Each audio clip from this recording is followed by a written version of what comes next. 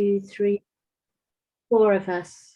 Uh-huh. So can I have a motion to start the meeting? So So moved. moved. Can I have a second?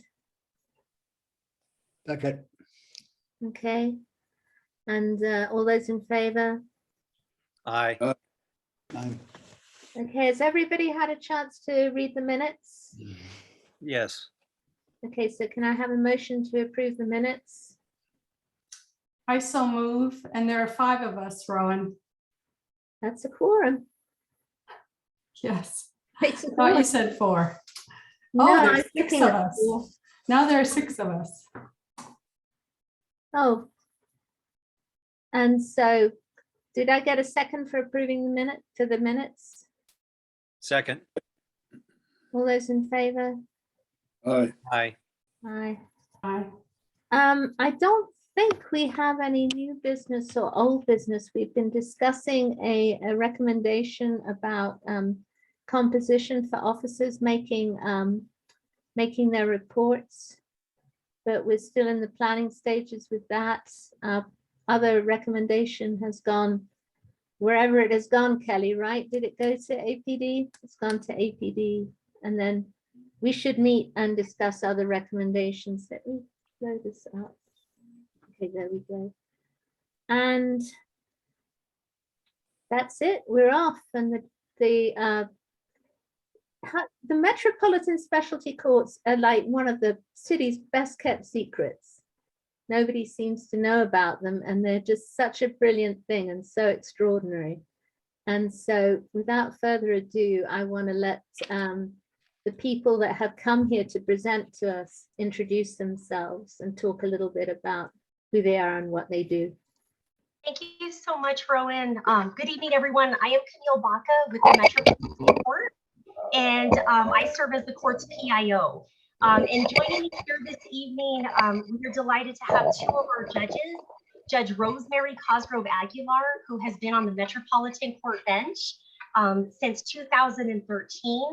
Judge Cosgrove Aguilar oversees 2 of our programs for those who have been charged with misdemeanor domestic violence charges, and she'll go into more detail about those programs and also the difference between the 2 programs. We are also joined this evening by Judge Renee Torres. Judge Torres has been on the bench since 2017. And since that year, Judge, you've been overseeing our Urban Native American Healing to Wellness Court, which follows the nationally recognized drug court model, which a lot of people are familiar with. And Judge Torres will be going into the specifics on that program, as well as all of the 11 other specialty court programs that we do offer. We are also joined this evening by our Deputy Court Executive Officer, Lisa Lowe.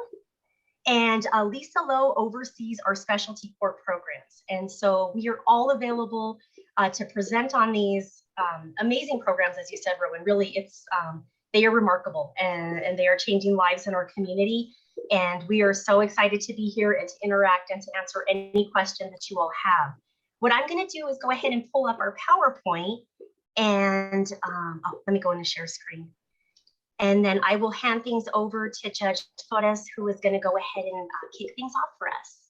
Let me get Before this. you do, Camille, could you say what a PIO is? Oh, absolutely, Rowan. I am the Public Information Officer. Okay. All right. Can everybody see my screen okay? Yes. Looks good. Okay, excellent. And Judge Torres, whenever you are ready to begin, we can go ahead and kick this off. Sure. Good evening, everybody. Want to say thank you so much for inviting us to your meeting. We appreciate that you are interested in our programs and all the work that we're doing with the community. I want to say a special thank you to the officers as well as your community leaders who recognize that this is an important part of the court system. And so I guess one of the main questions you want to know about our programs is why are specialty courts important? Why are they special? What do they do for the community? So we can go ahead and change the slide, Camille, thank you. Specialty court, we are so proud of all the work that our programs are doing and the hard work of our teams. So as judges, we lead our specialty court programs, but we are just part of the program. And I say I play a very small part, but our team works really hard. Our participants work really hard to make significant changes in their lives. These programs save lives and they save tax dollars. Over the last 25 years, Metro Court has established 11 specialty court programs and to address various issues in our programs. And we'll go over each one of those with you as we go further along. We can go to the next slide, Camille. These courts are an alternative to jail. So when a defendant enters a plea agreement, there might not be an agreement for their sentence. If it's a second or a third DWI or a charge that maybe the state and defense counsel hasn't agreed upon an agreement, they want the court to see, review the defendant's criminal history, and they want the defendant to consider alternative, maybe treatment, or even a significant amount of jail if they don't choose treatment over jail, because the charges may be so severe that they don't want to agree to a sentence. So a lot of times our programs are an alternative to jail. They offer participants structure and guidance through counseling, treatment, judicial oversight, and court supervision. Camille, am I supposed to be changing the slide? I'm so sorry, Judge. I went across to the next one, just listing all of the programs. I think you were still going through these bullet points. Yes, on the Hawaii specialty courts. I'm on the second slide, actually. Oh, perfect. Okay. Okay. And so these programs are not easy programs for our participants, for defendants. We ask them to do a lot of different things. It's not just probation, it's intensive supervision. It is treatment. It is calling in every day for testing to see if they have to provide a urinalysis test. And we don't just test for alcohol, we test for all different types of drugs as well. And so it's a lot of work for the participant, and we offer a lot through these programs. The cost of these programs to taxpayers is about 1/4 of the cost of incarceration. So we're saving taxpayer dollars, and we're offering treatment and help to these participants so that hopefully they don't end up back in our court system with the same or similar charges, or maybe even any other types of charges. Our Metro Court judges volunteer to oversee their specialty court in addition to hearing their regular criminal dockets. And research shows that our specialty courts work. And research shows that those who successfully complete the programs are lot less likely to reoffend, and that they have been equipped with the necessary tools to be productive members of the community. We take a holistic approach. We try to provide them, make sure that they have housing. So we refer them to agencies where they can get assistance with housing. We try to make sure that they're employed. So we have requirements for employment for our different programs. If they're not employed, we require them to do community service hours or even be in school, whether it's technical school or going back to college or some kind of education, and that will count as employment. We follow the national model, national drug court model for our programs. So we don't make these programs up. They're structured in a way that is proven to work. We follow best practices and evidence-based methods that are proven to work for this, for the groups that we work with. So we're very careful about making sure we follow best practices and evidence-based methods. Camille, the slides are not showing up on the main screen, Camille. Okay, let me see. Is it still showing the first slide, everyone? Yeah. That's right. Okay, I'm not sure why. On mine, I'm showing the second. I'm going to stop sharing really quick and then let me jump back in. I apologize.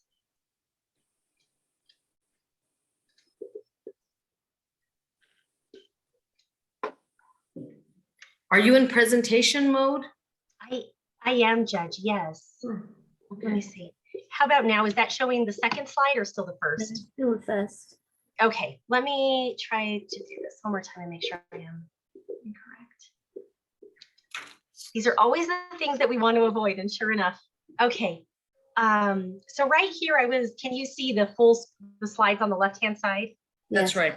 Okay, perfect. So I'm gonna just advance to this. Are you all able to see that second slide? Yes, we can see it now. And that was the slide. I just went through everything on that slide. So I'll give you a moment to look at that. And if you want to read those bullet points, but I essentially went over that whole slide.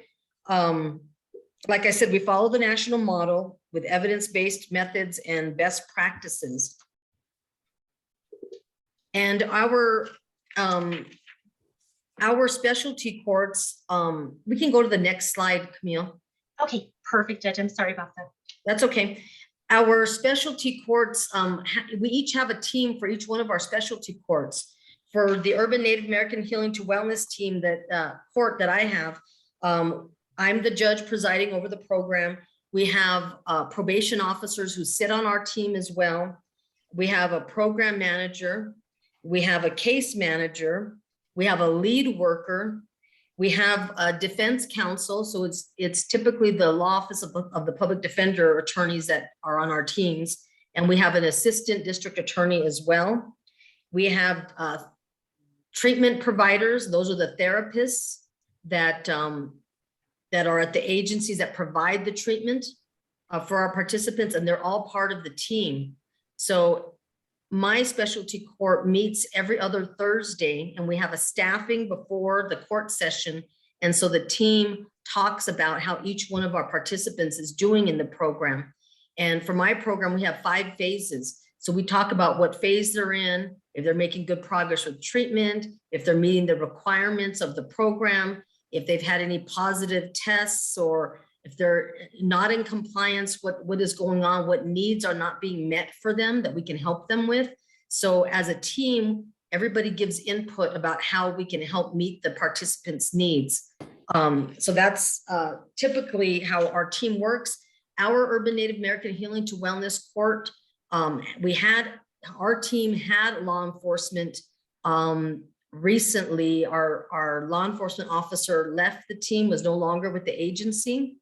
And so our law enforcement position is open right now. And so we have an interest of filling that position. And so we were happy to hear that you all wanted to meet with us. So the next question is, how can law enforcement get involved? So that's the main reason we're here, to talk to you all about our programs. Specialty courts take a non-adversarial approach. Our main goal is to provide treatment, not to put people in jail. So like I said, we follow evidence-based practices and best practices as well to make sure participants get the treatment that they need. The first thing we do if someone violates, or as long as it's not affecting the safety of the community, we will make adjustments to treatment. We don't just automatically put them in jail.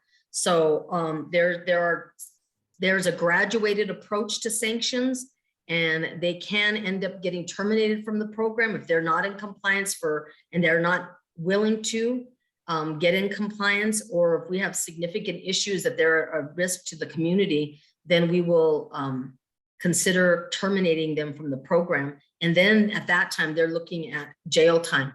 But our first priority is to get them the treatment that they need. So like I said, we take a non-adversarial approach with a multidisciplinary team that I went over with you. We try to promote public safety while providing individualized treatment for each of our participants. It's a customized program, and each participant, I know in my program, they get an assessment, and the assessment determines whether they're high risk, high need, or low risk, high need, so that we determine exactly what type of treatment and the level of supervision that they require. As part of this specialty court team, law enforcement would attend staffing and court sessions. Like I said, my program is every other Thursday, and we usually start at 11 a.m. and we finish about 1:30 p.m. Law enforcement would provide feedback on eligibility of participants. They could follow up on warrants that the court issues. They would have involvement just like all the rest of the team members, and we would value their input. Law enforcement's presence in the specialty court team has a lasting impact on participants. Participants can see that law enforcement officers care about the community, care about how well they're doing. They get to see a different side of law enforcement than what they've encountered in the past, or at least in the case that they're in the program for.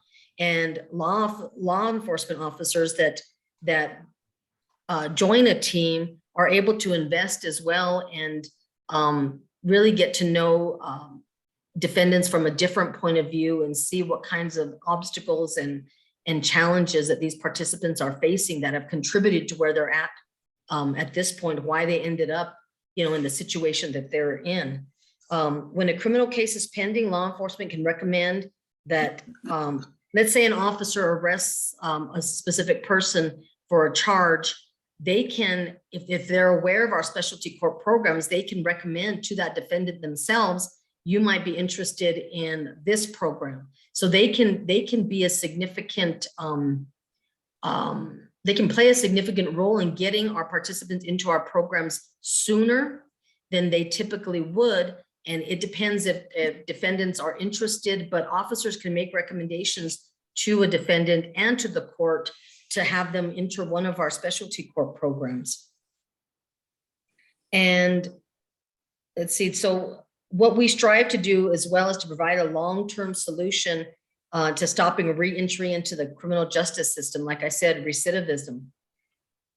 And every specialty court benefits from having law enforcement on its team. And if you all know any officers that might be interested, you might take note of some of the programs we're going to discuss.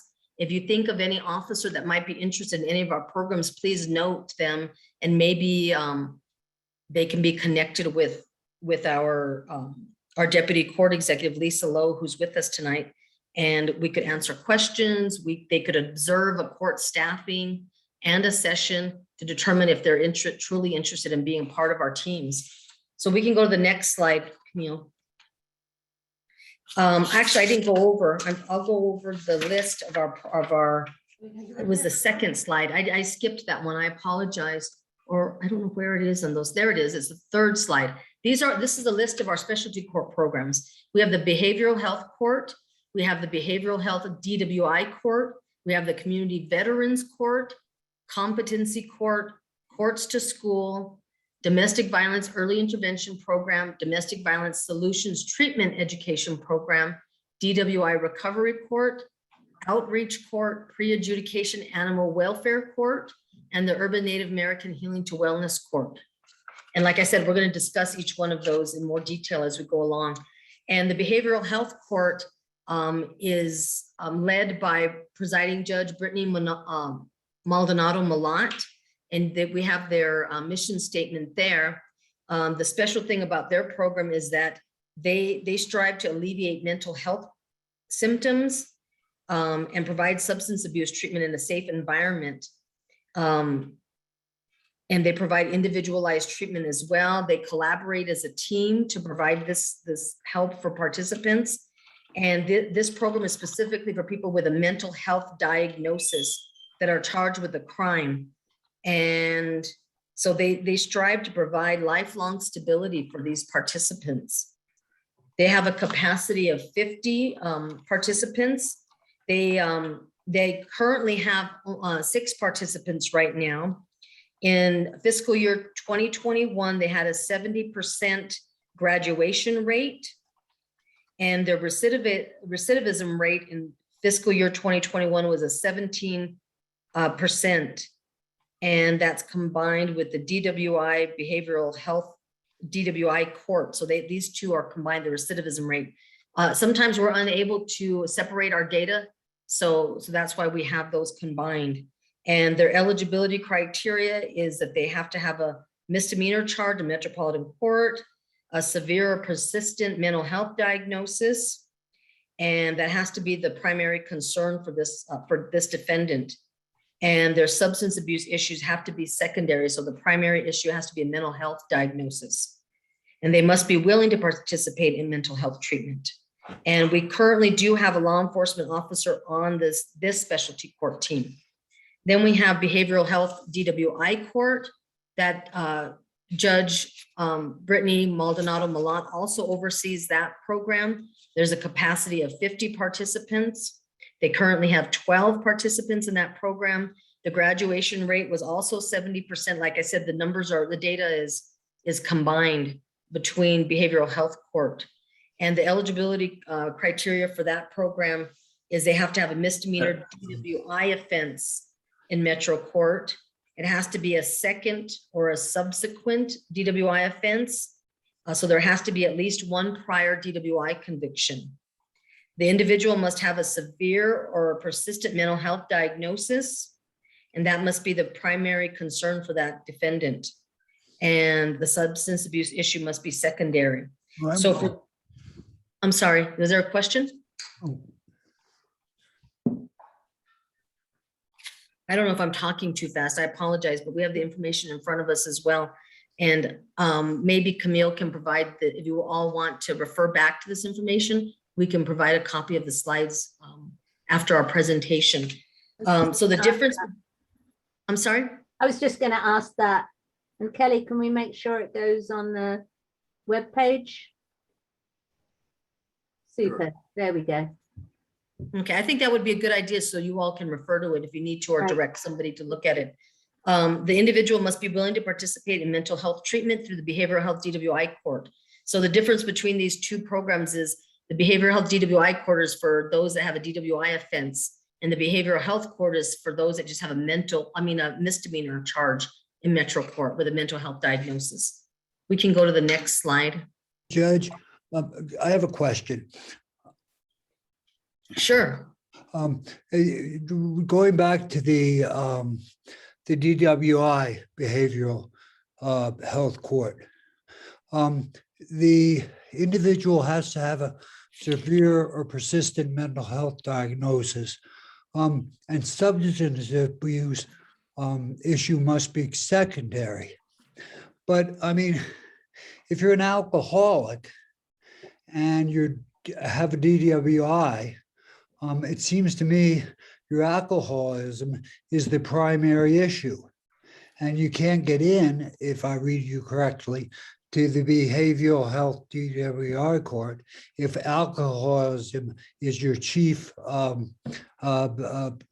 issue. I think the best way I would answer that is there's a screening process for individually for each person that comes into the program. So I don't know that how they balance those two. And I think if they have both issues present, they're more likely to be eligible to come into the program. I don't think they really weigh which is worse, but there has to be a diagnosis. I think that's the main thing for both of these programs, is there has to be a mental health diagnosis. So if I'm a stone alcoholic and I have my second DWI, we have another program. We have the recovery court program. So these two programs cover mental health issues, and we have the DWI recovery court. So we still have a program for those individuals you're talking about. Okay, thanks. Okay, and we're going to talk about that right now. So that's perfect timing. So we have the DWI recovery court. Judge Christine Rodriguez presides over that program. Also follows the nationally recognized drug court model. They have a capacity of 125 participants. They are our biggest specialty court program at Metro Court. I think right now they have 63. They had, I think they had 75, but they've had some graduations. Their graduation rate in fiscal year 2021 was 85%, which I think is a great number. And the recidivism rate is about 7%. And that's combined with the Urban Native American Healing to Wellness Court. Like I said before, we're unable to separate our data. And so they're combined together. The eligibility criteria for DWI recovery court is a defendant has to have 2 or more subsequent DWI charges. They cannot have a violent felony conviction. If they have a medical cannabis card, let me see, they hold them. They have to be willing to stop using marijuana when they come into the program. They are right now, they are not eligible to come into the program if they're not willing to stop marijuana use, even though it's legal right now, because we have federal funding that precludes that, and because it's against the law, federal law to use marijuana. So we have federal funding that precludes individuals using marijuana to come into our program. And they also cannot be on any other prescribed opiates, benzodiazepines, or barbiturates while they come into the program. So DWI Recovery Court currently does not have a law enforcement officer on their team. So they are seeking somebody to be on their team. So that's the DWI Recovery Court. And Mr. Winterbottom, that would be the program that you're talking about for those individuals you're talking about. Thanks. Okay, and then we get to the Urban Native American Healing to Wellness Court. That's a program that I oversee. And I didn't talk about the mission for the DWI Recovery Court. And each of these programs is intensive court supervision, alcohol and drug screening, substance use counseling, community-based self-help for high-risk defendants, and that's for subsequent DWIs, that's for Recovery Court. The different thing about the Urban Native American Healing to Wellness Court is our program is for self-identified Native Americans. They don't have to show proof that they're enrolled in a federally recognized tribe. They just have to identify as being Native.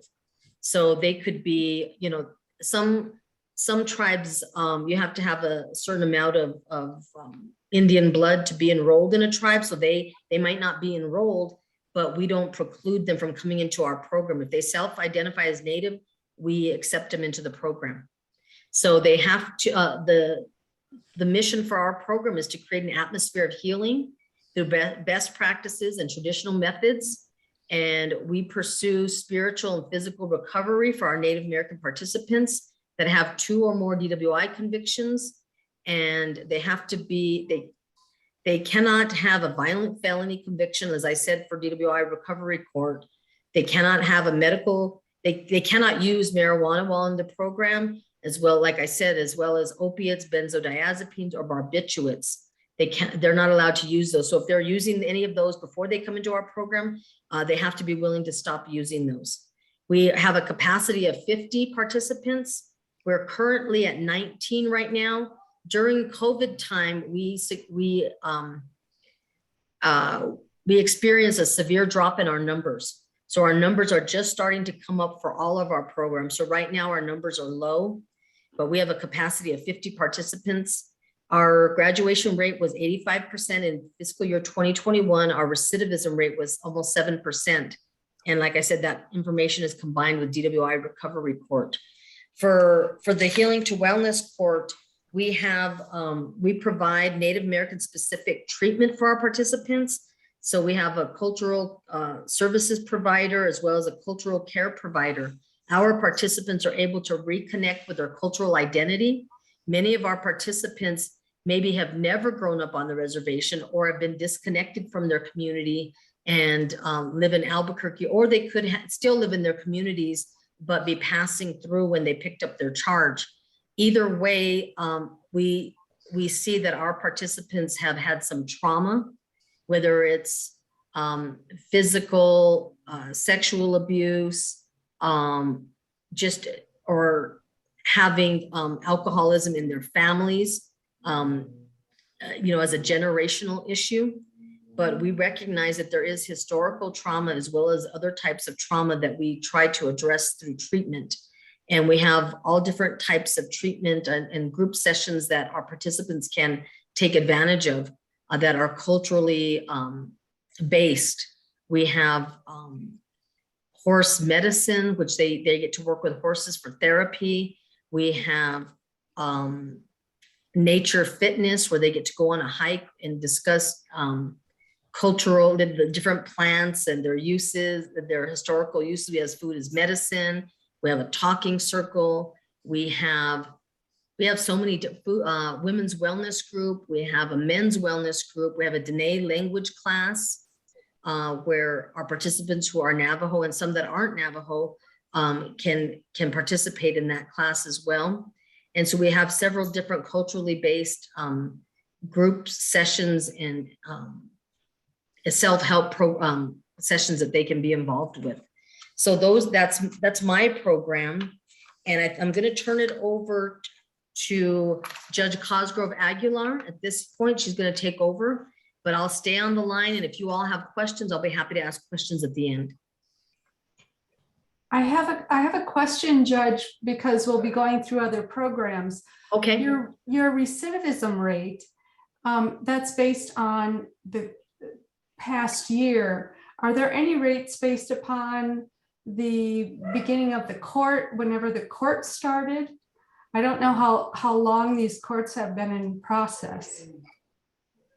I'm not sure I understand the question, but I did see. Well, in the if chat- the court, if the program has been around for 5 years, what is the recidivism rate for a 5-year time span, 10-year time span? Oh, I see what you're saying. I think that's a key piece.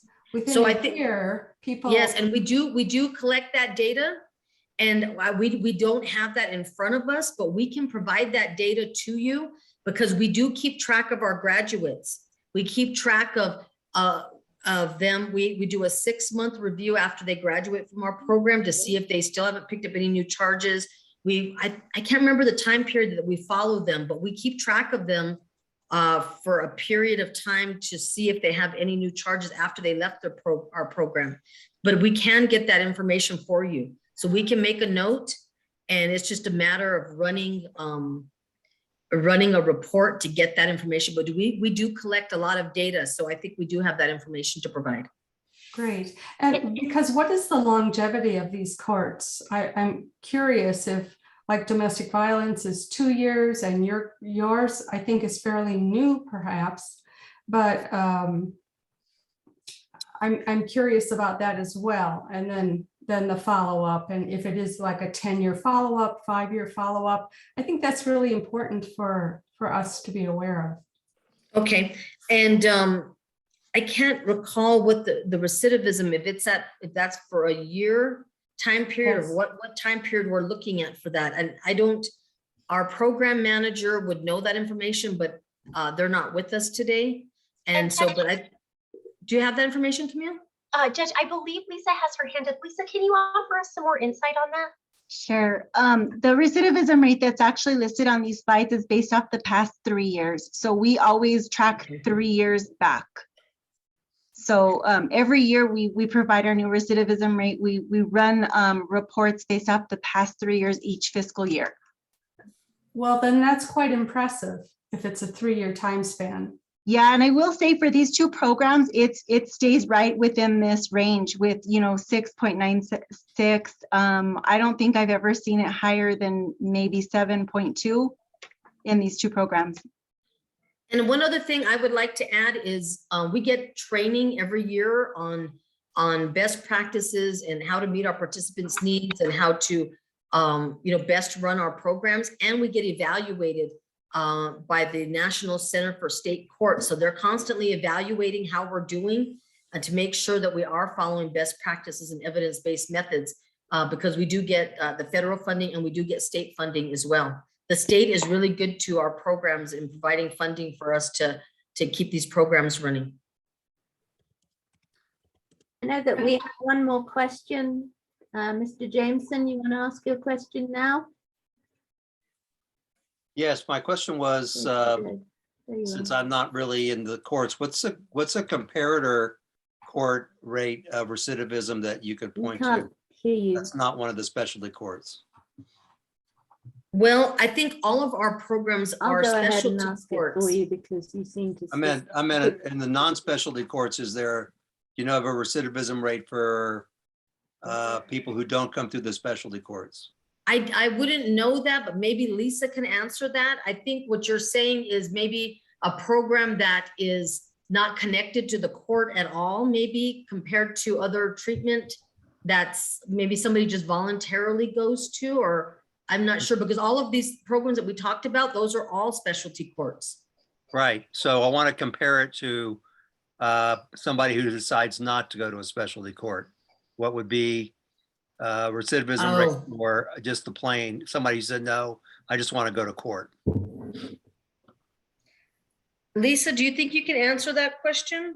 I apologize. I don't have a number for you, but I do understand. What I understand that you're asking is perhaps somebody who goes into regular supervision, regular probation, and Right. doesn't take in a program such as this. I don't have that answer for you. I apologize. That is something that we probably should look into.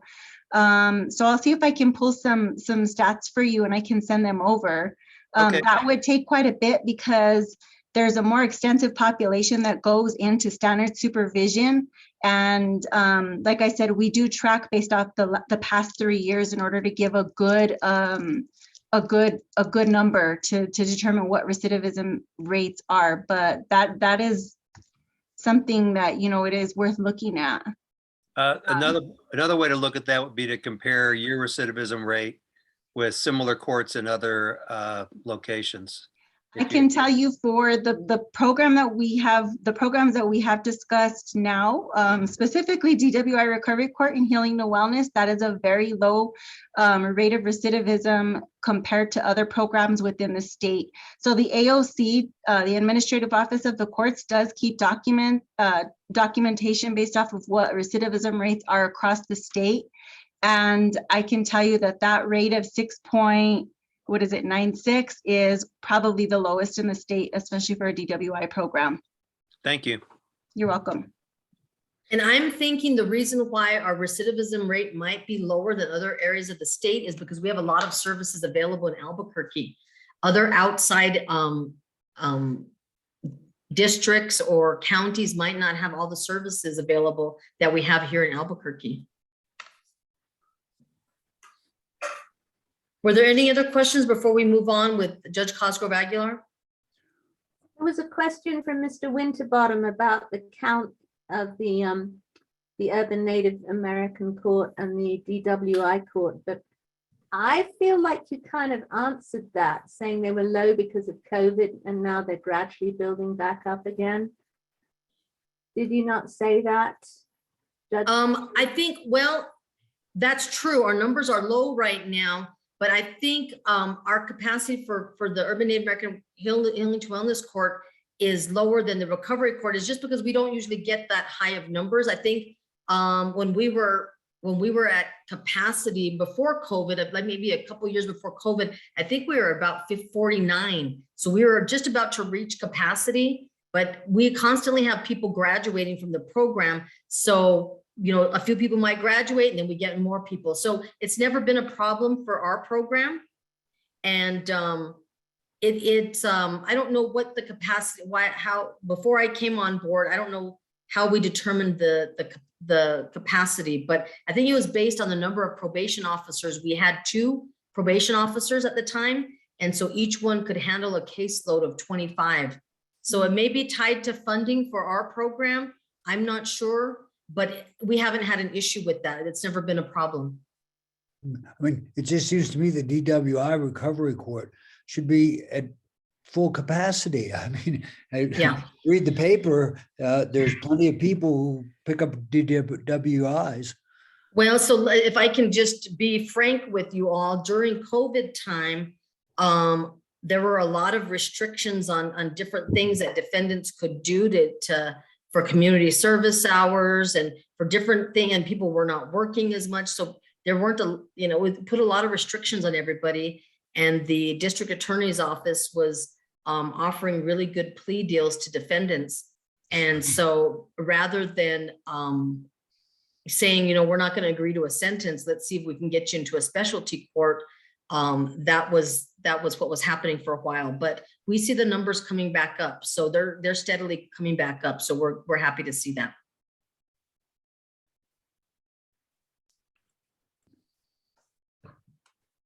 Are there Okay.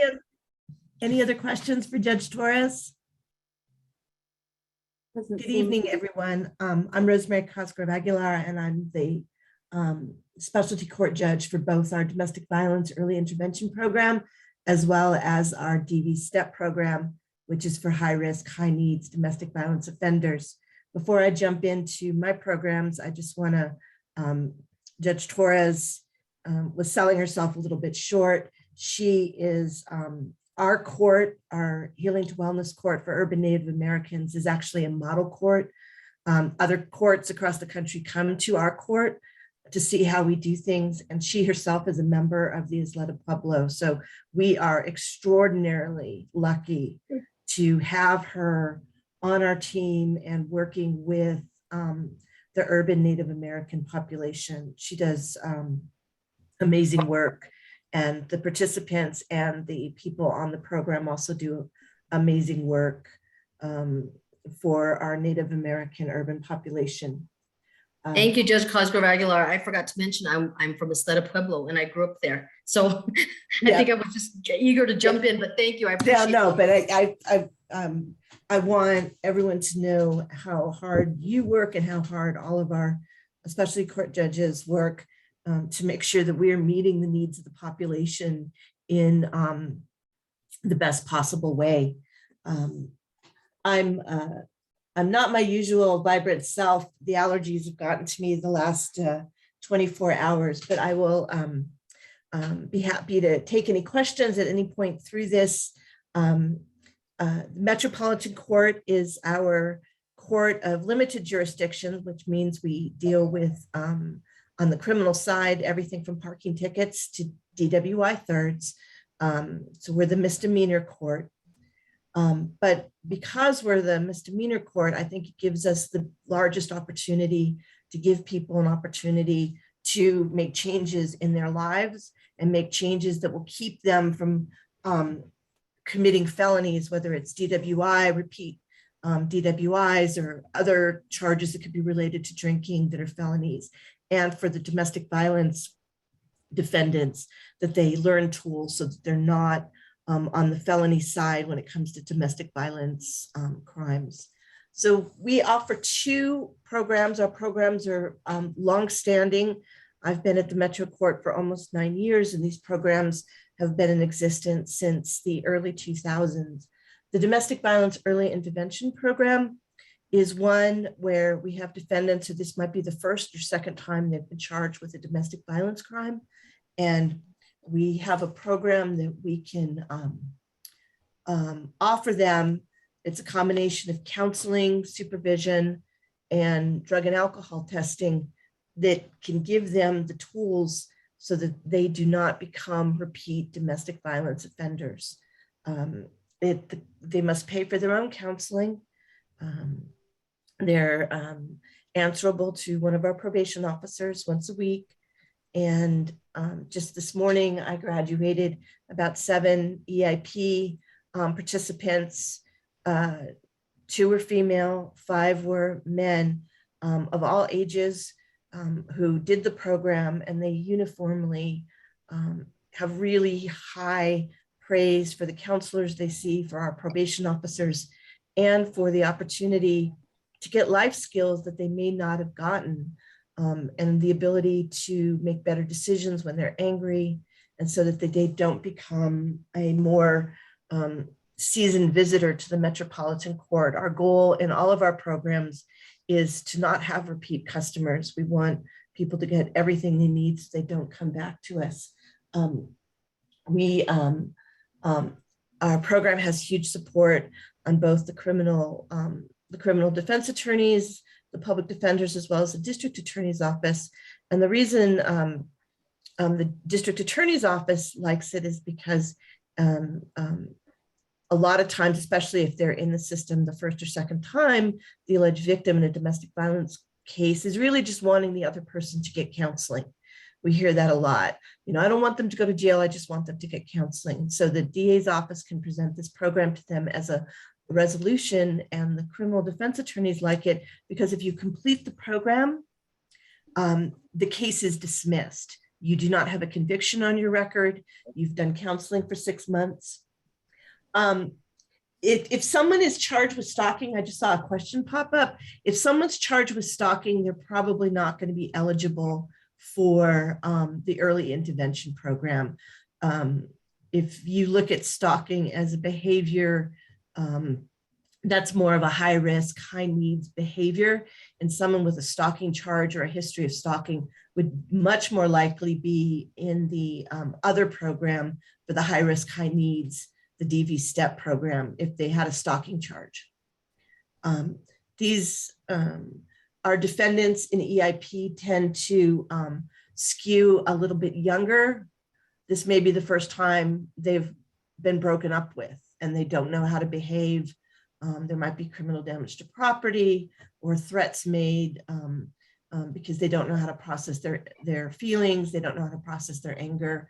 And so law enforcement gets called and we have the opportunity to give them this program so that they don't come back into it. Don't come back into the system. Our recidivism rate is about 10%. We currently have 45 participants. So this is one of the larger programs we have, and it's a way to make people feel good to the extent you can when they're a criminal defendant or a victim, an alleged victim of domestic violence, feel good that the court is trying to work with them and help them where they're at. And we have to compare this. I know if there's a question about how this works comparatively with other resolutions. We haven't done that.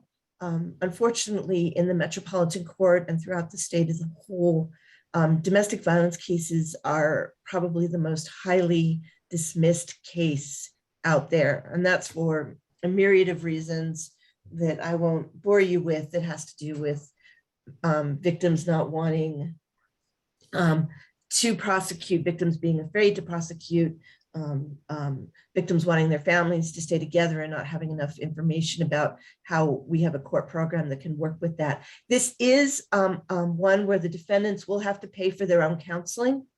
They will, that's one of the things about the EIP program. They have to have some skin in the game. They're paying for counseling. And so they need to make sure that they take care of payments and take it seriously. So they do have costs for EIP. And we have multiple providers throughout the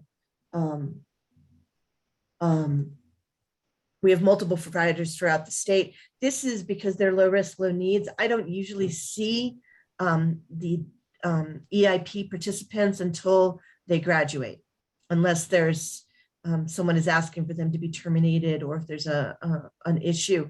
They don't come and see us. The probation officer is the one they have the most contact with.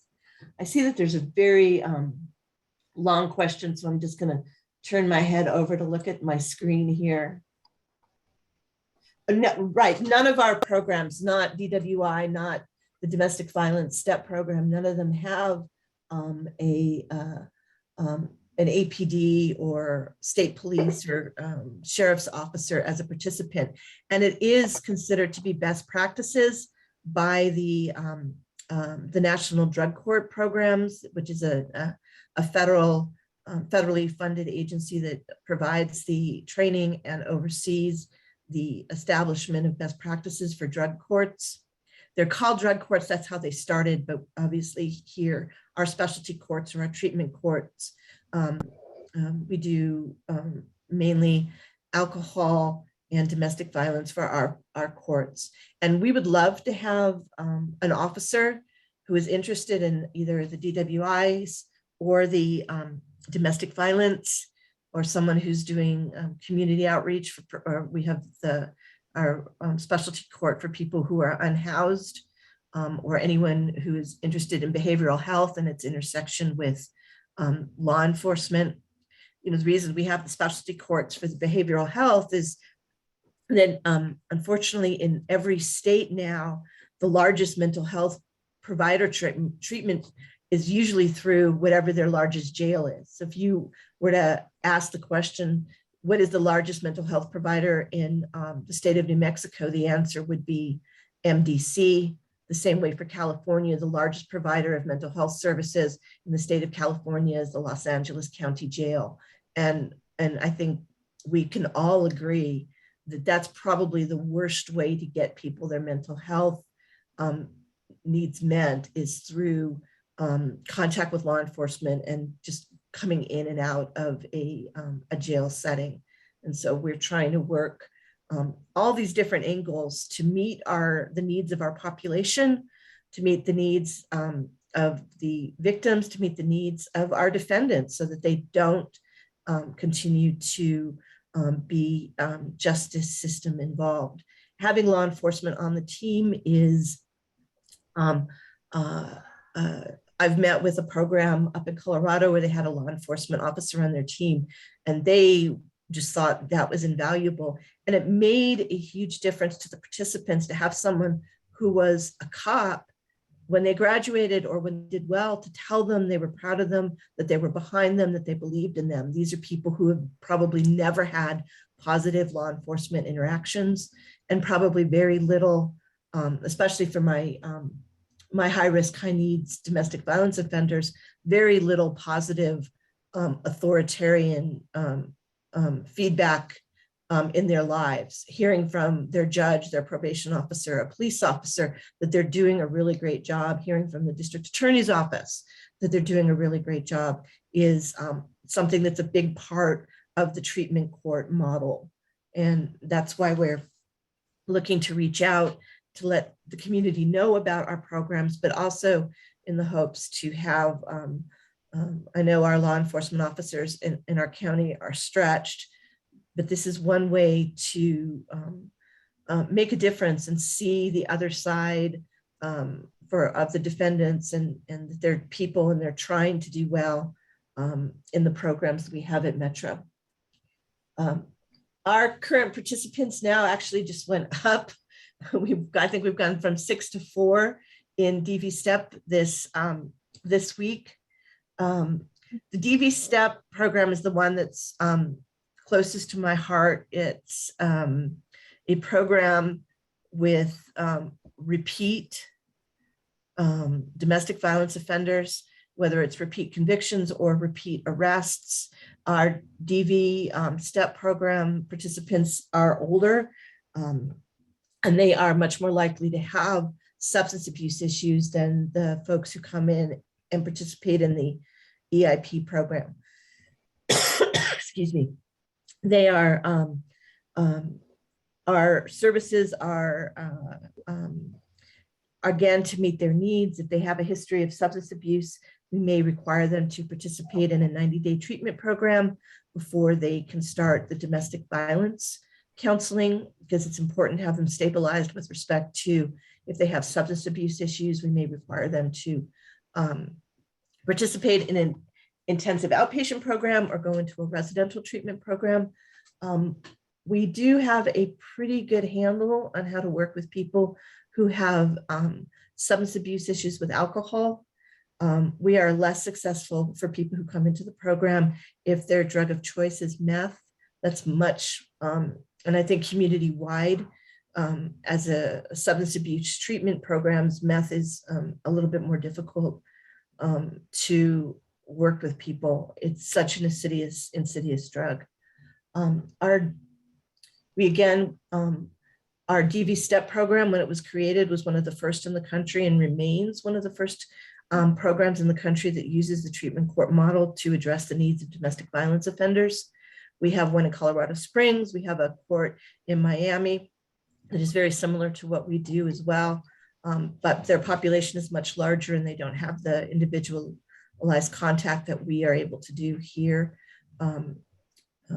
Before COVID, we were going to work on exchanging some information with other courts across the country, and COVID has put a damper on that. But I am working with some national agencies to get the word out on what we do with DV STEP and the way it changes people's lives. I've been involved in the domestic violence community since I first became a lawyer over 30 years ago. And if you'd ever told me the best part of my job would be dealing with and working with domestic violence offenders, I would have told you were crazy. but this is the part of my job that brings me the most satisfaction, because it's the most complete way to make sure that men, women, and children are safe in their homes, that they get their fathers or their mothers back, they get parented the way they are entitled to be parented, and we can do a lot of healing for men and women who are acting out in their 30s and 40s for what happened to them when they were children, the abuse that they suffered or the abuse that they witnessed. We want to stop that cycle of abuse, and that's what the DV STEP program can do. Because we deal with a high-risk, high-needs population, our recidivism rate is a little bit higher, and our graduation rate is a little bit lower. We are talking with people who have multiple domestic violence offenses in their histories, multiple DWIs, and with very complex trauma. And we can't always reach them, but that doesn't mean we shouldn't try. One of the things you hear when you go to the national trainings is that if you have a program that claims to have 100% graduation rate and no recidivism, that means they're not trying very hard. We take people who have been charged with first-time felonies into our program. We are reaching people who are need a lot of assistance, and sometimes they're not ready for it. We don't go for the low-hanging fruit. We take people that we're not sure are going to make it, but we have to give them the opportunity to try. And again, like I said, if you have any program that says they're 100% successful, that means they're not reaching out to a wide enough audience. You've got to be able to take a risk on people who you may not think are going to be able to graduate. And some of our best participants have been people at the beginning. I wasn't sure that their crimes, that their history was too much for us. And some of them have been the ones who've made the most progress. So we've got to be willing to work with people who don't have the cleanest of resumes. The DV STEP program is no cost to the participant. We put them on GPS monitors. We put them on scram alcohol monitors when they come in. We provide for victim safety, and this is one of the most important parts of our program, is that the victim of the domestic violence can also get counseling for free through our program for him or herself and any children who have been affected by the domestic violence. That's part of preventing the next generation of abuse. If you have young boys or young girls see domestic violence between their parents or between their mother and a stepfather or a boyfriend, you really want to give them the tools that they understand that that's not what relationships should look like. Our program is a little bit longer than a year. We have our participants not only take a 52-week batterer intervention class, they also engage in other therapeutic models through our treatment provider, including the MRT program. For our female participants, there's a program called Seeking Safety that works on any trauma that they may have suffered.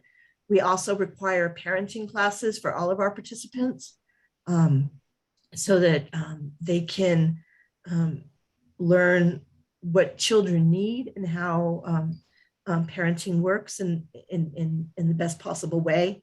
And that is one of the things that we do that is one of the most successful parts of our program is especially when adults can see that they weren't parented properly, it really sometimes can open them up to making changes in their lives because they can see, that their childhood may not have been the best or they may not have been parented perfectly. We do, there are domestic violence inventories, we do screenings, and to make sure that people are eligible for our program. We had a question about stalking. Stalking is a very tricky part of the domestic violence puzzle. And oftentimes stalkers, whether they're male or female, have personality disorders, and they may not be a good fit for group therapy. Those kinds of participants sometimes can poison a pool for the rest of the participants. So we tread very lightly on stalking, but we try to see if we can meet someone's needs in another way rather than put them into a group, because that kind of behavior may indicate a higher level of need than what our court can do. I'm just going to check my PowerPoint, see if I missed anything. Our team is also made up of an outreach coordinator. So we met today. We usually have our meetings every other Thursday. We met today.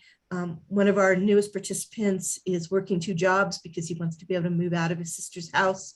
And so we have a liaison that's going to work with him about getting him into perhaps some subsidized housing. We work with our participants for them to complete their GEDs, start getting them to pay their child support, get them in a position so that they can be a graduate and be the father and community person that they want to be. None of our participants want to use violence.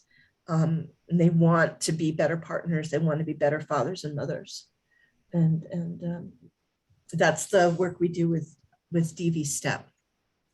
I think that one question is still about having, oh no, let me go here. That's a good question, Mr. O'Keefe. For law enforcement, it would just be mostly the team meetings every other week, and then staying on for the court session where the participants come. What happens with a treatment court is that I will meet, which I did today at 9:30, with my team, and we go over everyone who's going to be in court that day and how, if they're doing well, if they're calling in for their drug tests, if they're making all their appointments, and we talk about them. And that's what makes it a treatment court, is that I get to talk to these other people outside of court about how our participants are doing. And that takes it out of the regular court world where I would not be able to talk as a judicial officer with anyone unless it was on the record with the defendant present. And so the requirements for a law enforcement officer would probably be about 3 to 4 hours every other week. We would not expect them to have one-on-one contact with the defendants. It would be through the court sessions. But it's having law enforcement, it can be helpful if we have people who aren't doing well, and if there's any warrants being issued, having that law enforcement contact can help us bring people in if they're missing court or committing new crimes. We hear from the other programs that it's really the most important day is graduation day, when they have someone from law enforcement tell them that they've done a great job and that they've been on their side and part of the team for the year and a half before they graduate. So it's probably a 10-hour a month commitment, I would say, and it's mostly being present for the sessions with the judge and the team, and then in the court sessions every other week. Judge Cosgrove-Aguilar, if I can add something? Absolutely, go ahead. Can I just briefly ask a question? Because this is voluntary on their own time, or do they get compensated for the time they spend with you? That would have to be up to their agency. Okay. That would be up to their agency, whether it would be something that they could bill for or get paid for. Okay. Judge Cosgrove-Aguilar, I was going to add that one of the most important things is that when officers do speak at graduations, I think that's great for participants to hear. Our officers can also give input for sanctions. If somebody has a violation, an email goes out to the entire team so that the team can give input. And so an officer would have the opportunity to give input about, what they think a sanction should be for somebody who's not in compliance. And just that collaboration with the team is valuable. And for participants to see officer involvement and see officers in a different light because they are voluntarily choosing to be a part of the team. So I think that's what makes it really valuable. One of the things that works best that we're told when we go to the trainings as judges is the one-on-one contact between the judge and the participant has a direct correlation to their success. I will ask them, what are you learning on? What are you working on? How are you keeping yourself sober? Has your family noticed changes with you? I talk about baseball teams or their children or their pets, because it's been shown with the studies that between 3 and 5 minutes of contact between the judge and the participant has a direct correlation with their success, not only in the program, but with their recidivism. And again, we're talking about a population that has very little positive judicial involvement, and sometimes very little, someone in authority saying, you're doing a good job. I'm really proud of you. You're working on your music. You're doing great. It sounds like you're really making some changes in your life. And that kind of enforcement and feedback for the participants is key to them doing well. And then I just saw a question about PAW Court. I am also the presiding judge of PAW. It is in existence. It's one of our courts where the pandemic has sort of kept, I think, some of the animal abuse cases from being prosecuted. It's like EIP. It's a excuse me. It's a program for participants who've been charged with animal abuse or animal neglect in the Metropolitan Court at the misdemeanor level. And if they participate in counseling, again, at their own cost in PAW, then their case can also be dismissed. There is a direct correlation between animal abuse and domestic violence. So oftentimes you may not be able to charge people with DV, but if you can get them the assistance they need through an animal abuse or neglect case, then you might get them the counseling they need, because people who hurt animals are more likely to hurt people. And so if you get them that kind of counseling, you can make a change for a better, not just for any animals they may have, but for the people in their lives as well. The DV STEP program, no cost to the participants or to the victims for their counseling. We do require a lot from them.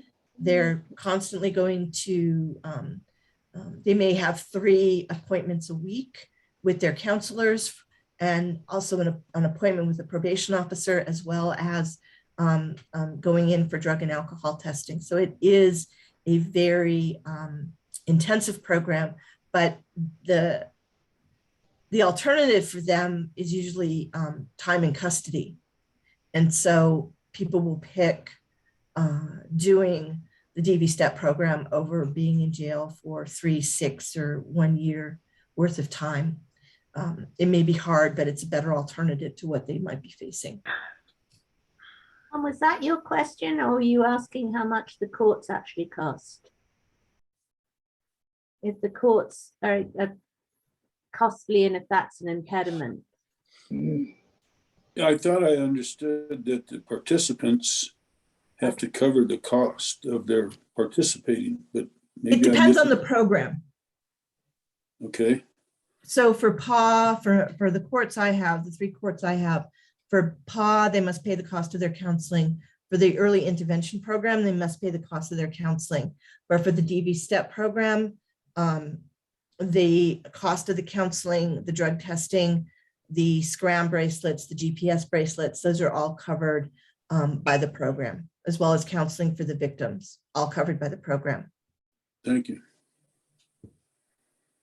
And we've gone to. There must be folks who are doing pro bono, or maybe sliding fee scales for some people that are in the first program, the early intervention program, because otherwise we're, only people can pay can get out of that's. And I agree. I think there should be some skin in the game, if at all possible, but hopefully there are A lot of our providers will take Medicaid and Medicare as well as do sliding fees. So we will work with somebody to get them in the program and get them to an agency that will work with them so that they can get the counseling they need. So we do that now. We really try hard. No one gets turned away because they can't afford it. We do what we can to get them through that. Great.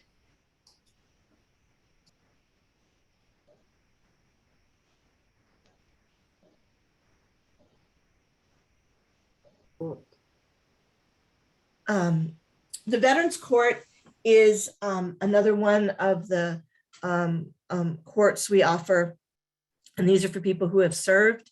For them as well, they're most likely to be charged with either a domestic violence crime or a DWI crime, but they have special needs, and we have special services in coordination with the VA to get them the resources that, again, meets them where they're at. Judge Murphy is our specialty court judge for Veterans Court. His parents were both members of the military. They have two tracks. One is for the DWI side, the other one is for the DV side. And they work with veteran mentors, are also part of the Veterans Court process, and working very closely with the Veterans Administration as far as services and making sure their medical needs are met, as well as any kind of counseling and behavioral health needs are met. And again, our Veterans Court was one of the earlier ones in the country to create a track specifically for people who have served. And it doesn't matter if you are a Vietnam vet or you just got released a couple weeks ago, our vet court will work with the participants.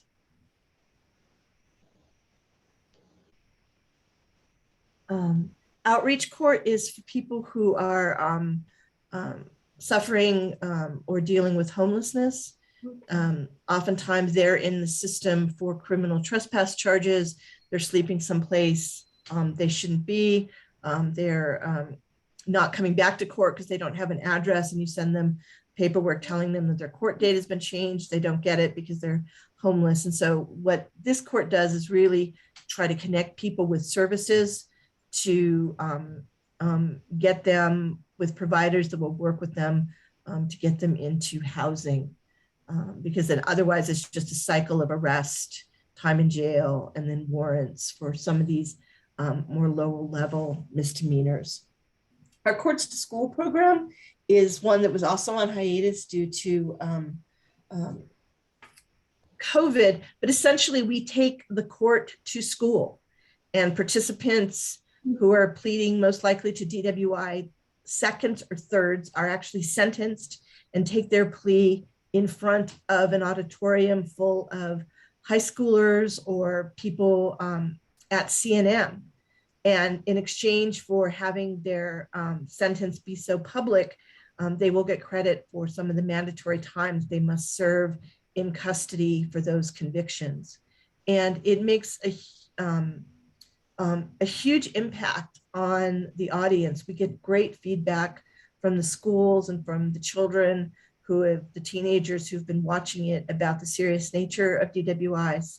And the participants like it too. I haven't ever taken a plea at a school because I have my other courts. And one of our retiring judges is one of the ones who was instrumental over the last 9 years for being our Courts to School judge. And we're starting it up again because it's something we feel is important to the community. It's important for our participants to take accountability for what they did, and it's good for the community to see the system is working, and for our younger students to understand the serious nature of a DWI conviction. I just want to say very briefly, we've got 15 minutes left. I think we're getting to the end. Okay. I think we're gonna spare you and get you those next Oh, not couple of fair. minutes. Don't get me wrong. I don't mean that it's being yeah. boring. I just I mean. think we're getting close. What's our next slide, Camille? Oh, good, good. Yeah, that's PAW. We did PAW and the competency There is court. a question about PAW though. Absolutely. Go ahead, ma'am. Question. It's, does the court track open warrants for domestic violence and animal abuse? And if not, why? No, we can, if somebody wanted to know how many people were in warrant status on domestic violence or animal abuse cases, we could get you that number. Okay. Our judicial, our IT people are great. And they can, if we just wanted to run all our open domestic violence warrants, they'd probably be able to do that in just a matter of a day or two. We're very, very lucky with the employees we have at Metro, and our IT people are absolutely top notch. But I don't have that number on me. At any time, I can't even hazard a guess of how many of our DV cases are in warrant status. Probably a pretty good number. I mean, DV is a very complicated societal issue, and people not coming to court is not unusual in that environment. A competency court, again, it's people who may lack the mental capacity to even understand that they're committing crimes. And as a nation, we don't house people we don't jail people if they're incapable of understanding the nature of their actions, that they're a crime. And so we do have 2 judges who work on the felony side and the misdemeanor side when we're talking about assessing competency. And that's one of our other courts. And if there are any questions, I told you we were close. But I hope you didn't feel like you were rushed. No. We were definitely there at the end. I'd be more than happy to talk to you for about another 2 hours about animal abuse and domestic violence and why it's such a difficult crime to prosecute, but I will spare you all that. But I am happy if anyone has other groups where they think that we could reach out and just inform people about what we do at the Metropolitan Court. We are happy to do that. You can reach out to either Judge Torres or I, or to Camille. We love being able to let people know how hard our employees work, our staff works on trying to make Albuquerque and Bernalillo County a better place, and to give people the tools that they're not going to become repeat offenders.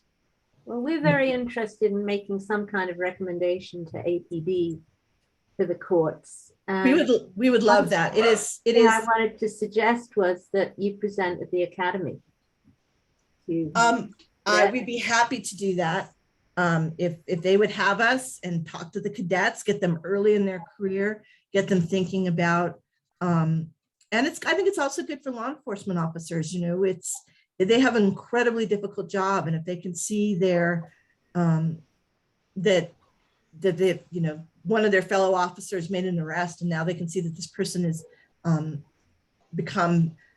got a tackle on their problems and becoming a better person for having gone through the system. I think that's going to be hugely rewarding for anyone involved in law enforcement. They do tend to see the worst of people. They see people at their worst. And if they can see some of these folks at their best, really trying hard, I think that would be hugely rewarding for an officer. And we'd be happy to go to the academy if we were invited. I have a question for Commander Norris. If he hasn't, you here, Commander Norris? I am here. Okay, how do you see that? Have you had any experience of officers working with the courts, seen how it's worked out for them time-wise? Have they done it on their own time? Have they been compensated? Are you aware of any examples? I'm not aware. No, ma'am, I'm not aware of any of that. Would you be on board with it if one of your officers wanted to be part of the specialty court, or because the staffing is so tight for you, would it be an inconvenience? Would you expect them to do it on their own time? Well, I mean, I'm up for compensating the officers for anything that they put their time into. If it's something that they want to put their personal time into, I mean, I wouldn't be opposed to it at all. But ideally, I think they'd like to be paid. Well, I mean, I think that's something that we would have to ask the officers about. I definitely don't want to be making decisions with something like that without officer input. But it's something that you know, I think that I would encourage if it's something that they definitely want to do. Absolutely. And has tonight's presentation been an education for you?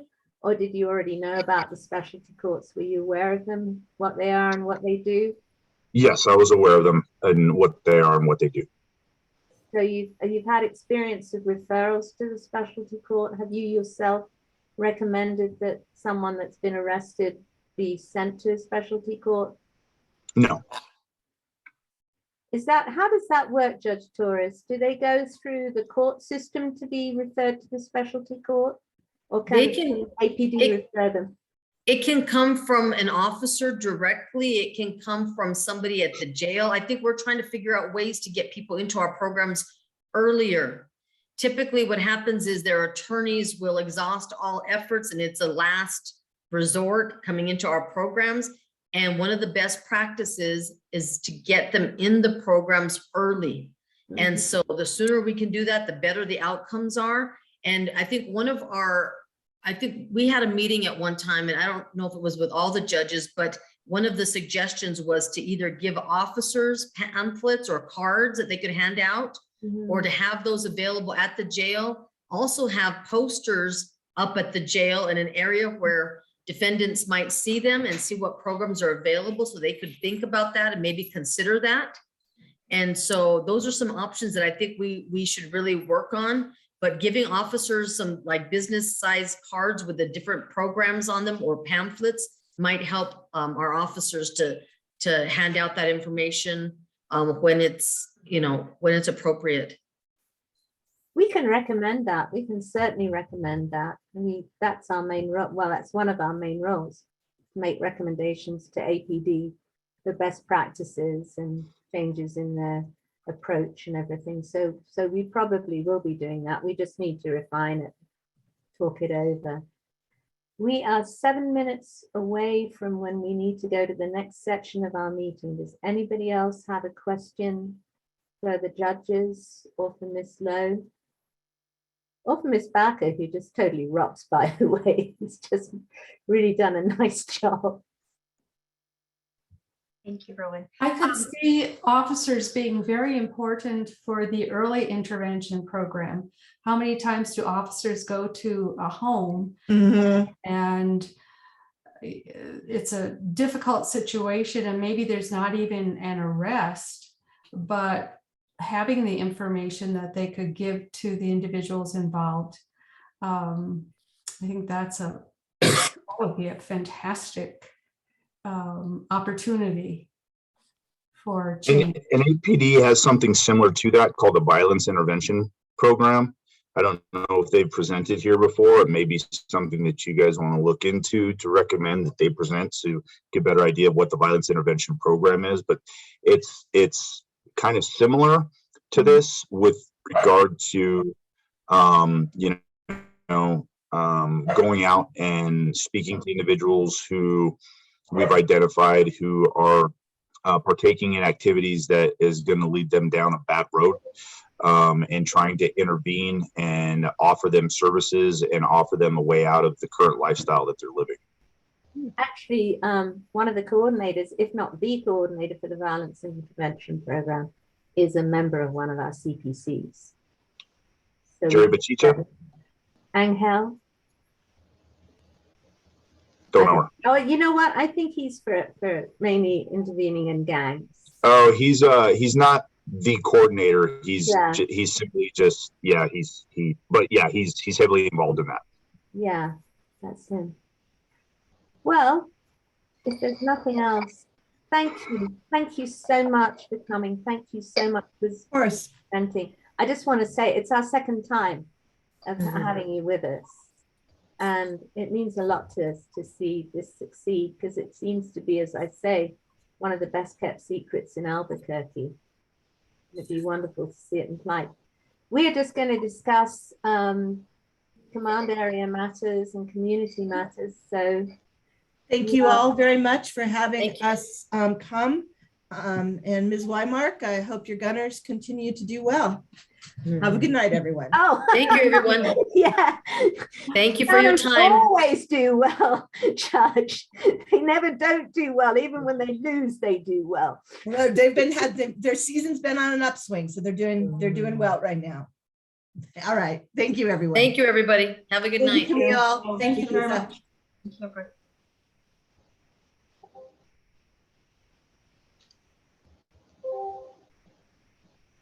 Amanda, we've had someone contact us, and well, through the Council of Chairs, really, me and Idalia, the chair and vice chair of the Council of Chairs, and ask about the proposed safe spaces or encampments, as they're being called in the media.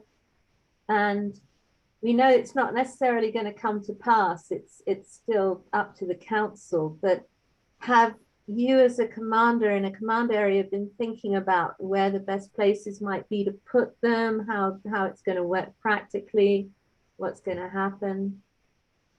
No, actually, I mean, I put a lot of thought into it, but it's not necessarily, I haven't really thought of any solutions on where to put the sanctioned encampments. I'm sorry, Rowan, I to tell you the truth, it's not something that I've put on my priority list to try and recommend. I think that those things are probably being mapped out as we speak by people other than myself, or maybe law enforcement. So yeah, no, it's not anything really that I've looked into in terms of making any suggestions on where these encampments should be. Well, if it passes in the council, and that's very much up in the air, if it passes, do you anticipate being part of being able to give input, being part of the planning committee? Not at the commander level, no, ma'am. Not at the commander level. I don't believe so. You'll just get given where the safe spaces are, and that's that, if it passes. I think so. Yeah. I mean, it's never really been brought up to me. Right now, maybe that bridge will be crossed once we get to it. But it hasn't been a topic of conversation with regard to, commander input or anything like that. Well, I don't know if we should be involved on recommendations about this, but we should definitely be involved about making sure that that if we'll wait until it passes, and not do anything unless it fails, but make sure that there's commander input at every command area, because you're the guys that are going to be dealing with them. Do you anticipate being the main people dealing with them, or do you think it will be ACS? That's right, isn't it? Albuquerque Community Services Support. Yeah, no, I think just what I know about, I mean, we basically have an unsanctioned encampment in Coronado Park, and we spend an inordinate amount of time there with the calls for service that are coming from there. So it's definitely going to be, I think, resource intensive from a law enforcement perspective. But then again, I could be wrong, because it depends on where these sanctioned encampments, what's going to be, if there are going to be conditions that the residents of those encampments need to kind of abide by. But I believe, but as of right now, I think that law enforcement will be heavily involved with regard to calls for service coming out of the encampment. well, they're being called, I believe it's safe spaces. I think that's the language that they're using, safe space. So we received a phone call from a gentleman, and he asked that, I believe that he was going to be here tonight. I'm not sure that he is. in the attendees, but he asked if we were going to make some kind of recommendation about them, and we're not.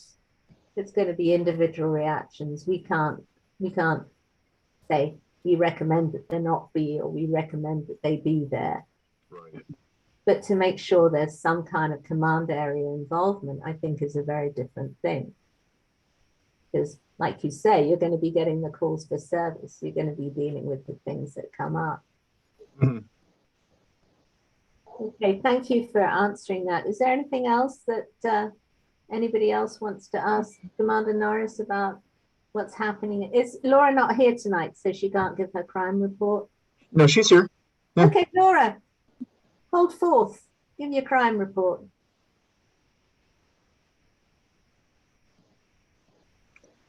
I don't know if she's coming in by phone or give me a second.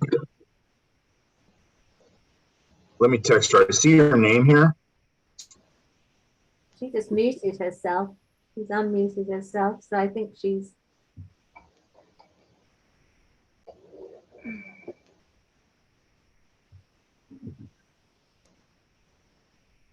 Give me a second, guys. Does anybody else have any other topics for conversation in there? Particular problems in there? Oh, actually, Edwina. They said in the journal article that they're going to set up maybe a couple of those spaces in Wells Park. Is there a reaction from your neighborhood association to that? You're muted. Unmute. There you go. Can you hear me? Yes.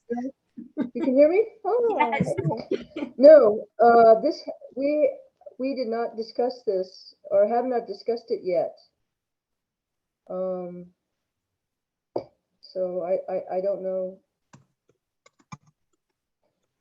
I mean, is might there be plans to break up Coronado Park and put how would that work? Can you go and tell the people in Coronado Park, sorry, you've got to be in a safe space that takes less people? Any vacant spaces that we have in Wells Park are being taken over by homeless individuals. To Coronado Park, I don't know if Commander wants to step in there. They seem to be overcrowded. It's just so congested there that the homeless individuals are spreading out. But I haven't heard anything about formal encampments within Wells Park. So. It's been a topic of conversation. I didn't hear about it really until this gentleman contacted us. I heard intimations about it. But Wells Park does seem to be unduly overloaded, as does Stronghurst and near North Valley. I think of all the neighborhoods, and perhaps the International District. Those four neighborhoods are very. Yeah, Wells Park is completely vacated of any homeless. It's Coronado Park that's the issue. Wells Park is not a problem with homeless right now. Yeah. Really? Really, I can guarantee you that. Yeah. Yeah. Oh wow. I'm sorry. It is Coronado Park. Coronado Park is overwhelmed. I know people are as I said, people are branching out all over the Wells Park neighborhood. Seems like any vacant spaces or whatever vacant space is available, people are camping there. But you're saying they're not, Commander Norris, because I drive past Hope Works all the time, and there's always a cluster of people camping outside there. Outside of Hope Works? Outside of Hope Works. Yeah, I mean Hope Works, yeah, but I'm talking about as far as Wells Park goes. Wells Park is not, it's not one of our issues with regard to homeless encampments. Okay. Oh, okay. I still don't quite understand what you're saying, because I know Coronado. Okay, maybe I don't understand your question. What is your question again? I apologize. Rowan, he's talking about Wells Park on Mountain, not Wells Park neighborhood. Okay. Yeah, I'm talking about I'm sorry, I'm talking about actual wells, like the park, Wells okay. Park by the community center. I'm Oh, sorry. no, Oh, outside the community center. Yeah, Oh, okay. Okay. yeah, I'm sorry. yeah, that was my mistake too, not being clear. What Wells Park Community Center is clear. We don't have any homeless individuals there. It's the Wells Park neighborhoods Yeah, where homeless individuals are spreading out from Coronado Park and mhm, living or taking up any vacant space that's available. yep. So I think the thinking behind the safe space is to focus and concentrate small amounts of people. They're talking about 45 safe spaces mhm, in the city. So that's about 9, roughly 6 9s. It seems to be 9 per command area. It's the impression I got. So that's more than 45, but that's the conversation that I've heard. And I didn't quite believe it at first. I had to see it in black and white because it just seems such an interesting proposition. And I'm sure that, well, I've already seen reactions from community members that they would just not have this in their neighborhood. mhm, I don't think they're being NIMBY. I think they're being pretty practical. They're saying how difficult mhm. it's going to be. And those tiny houses, for example, it took forever and ever to get them set up. Now, the sad thing is, because of the restrictions, because you can't drink and there's a curfew and everything, they're barely inhabited. And if the safe spaces have those same restrictions, it might be a problem too. Right. Coronado Park, is Coronado Park, because I asked Carol, the head of the department that oversees, Bill Pierce. Carol Pierce, I asked her what the deal is with Coronado Park. I said, Mhm. is it now a de facto shelter? Mhm. She said no, and it's kind of, well, we don't quite know what it is. It just is. But if you're cleaning it, what, every other Wednesday or every Wednesday? Every other Wednesday is a mass cleaning, yes. Every Wednesday. Every other Wednesday. Every other Wednesday. And do you find officer presence there a lot of the time? During the mass cleanings or just period? Just period. Well, I mean, we get calls for service a lot over there. I've directed my officers actually to stay out of the park and start concentrating on the neighborhoods surrounding the park. That's where I want my officers. I want my officers in the periphery around the park where, a lot of some of the activities where you have individuals who are leaving the park and going out and doing things. That's where I want my officers. Okay. And you finding that effective? Well, it's been a recent directive that I've given, so I want to, I want to give it a little bit more time. You know what I mean? Sometimes it takes a little time to see what true effect it has in comparing, prior or pre-directive to post-directive. You know how it all started was the bus for the shelter used to pick people up outside Hopeworks, and the nearby residents all complained, the businesses and the residents complained about them being there. So they moved the bus stop to the park.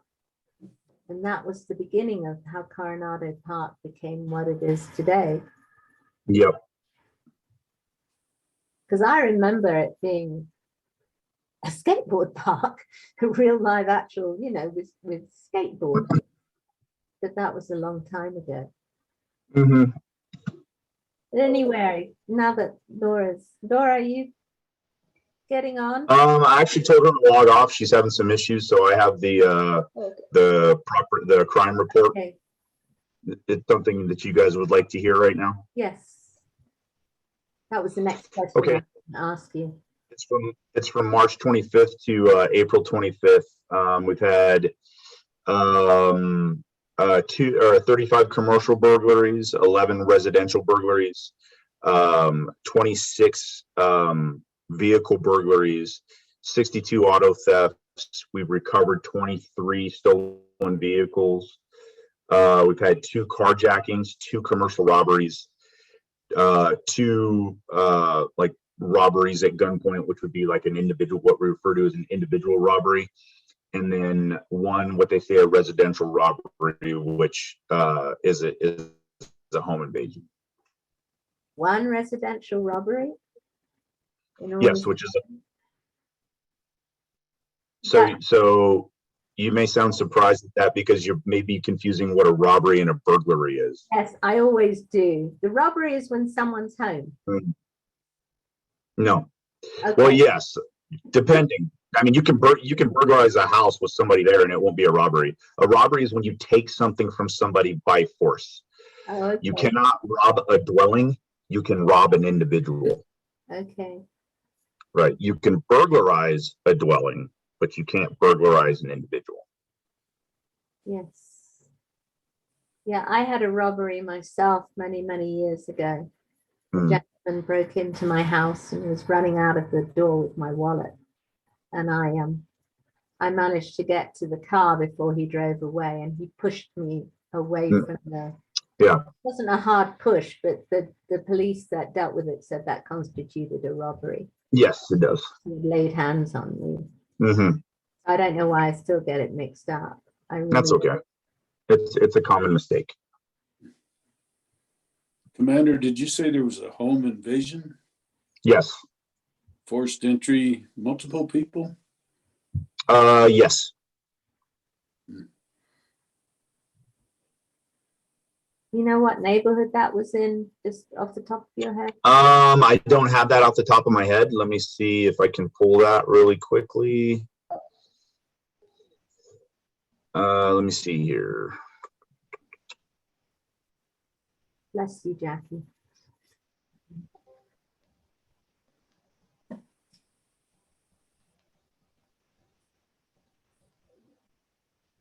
Give me a second here. Just curious to see what area it was, what neighborhood. Sure. Give me a second here.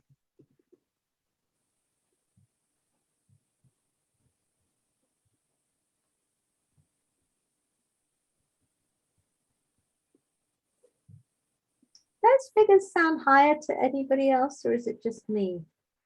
Every month the figures sound a bit higher than. Actually, I thought they went down. Did they? Yeah, well, it seems like they've gone down the last 2 months. This one even seemed lower. I'm not sure, but from what I'm remembering. You need to start making a note of it. Well, Martisa, are you noting the exact numbers of the crime reports in the minutes? How many there are of each? So I'm not finding, there we go, 1408 Silver Saddle Road Northeast. Oh, that's part of your bailiwick? That's part of where you go? It is part of my bailiwick. These words just come out. I have no excuse for them.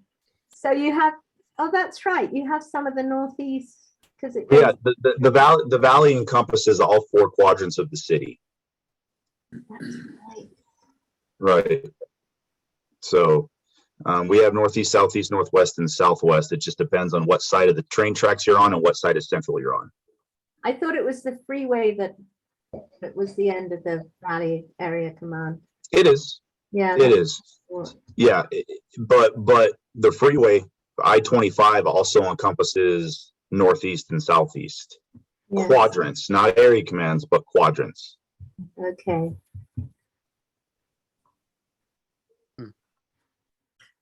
Trying to think if there's anything. Is there anything else that we need to? I mean, you know, we have the man here. We have the head honcho of the Valley Command. We can ask him anything. Ask me anything. So do you have a sense, did the numbers go down this month? I believe that, well, the auto theft numbers are up a little bit, and we're having an increase in our commercial burglaries. But as far as the other numbers, in terms of, residential burglaries, auto burglaries, our robberies, those have gone down. Okay. And probably it's the residential burglaries I'm most interested in, so I'm noticing that, but understandable. There used to be a crime map that you could access online that gave all the areas of crime with keys for what was what. Is that still available? Yes, absolutely. I can get that to you. Could you get the link to us so that Matisa, I'm so sorry I keep calling you Matisa could put it in the minutes? Yes. Because that would be very useful for people to have it. Sometimes it's hard to read because it's such a cluster of different things. But there's a key, there's a card for order theft, and so you can see. And actually, I'd be interested if you guys look at your crime maps for your area and see how intense it is for you. It's pretty intense down here. It's hard to pick out the crimes, but not so much in the neighborhoods. Well, I just have a piece of bad news that Kelly told me. Well, how many people registered, Kelly?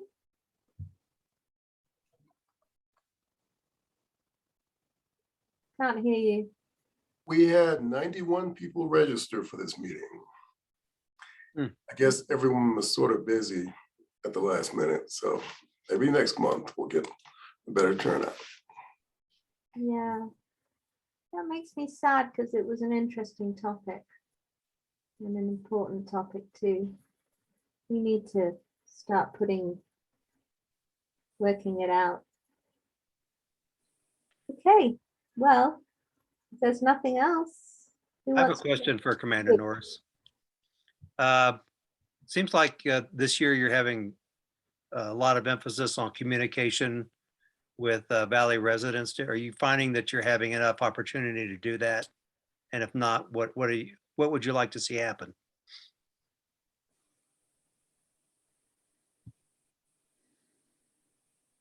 Phil, I'm sorry, I don't understand. I don't understand your question. Communication with Valley residents, there's been an uptick with it. Is that what you're saying? I guess I don't explain things well. No, that's okay. Maybe I just don't understand things well. That's probably the issue. I doubt that. I thought that it seems to me that one of your focus for the year was increasing communication with Valley residents. And I'm wondering if you're wondering if you're finding that you have enough opportunity for your staff and you to do that. And if not, what would you like to see happen? Well, sometimes, unfortunately, you'll see a decrease within that communication in terms of face-to-face communication.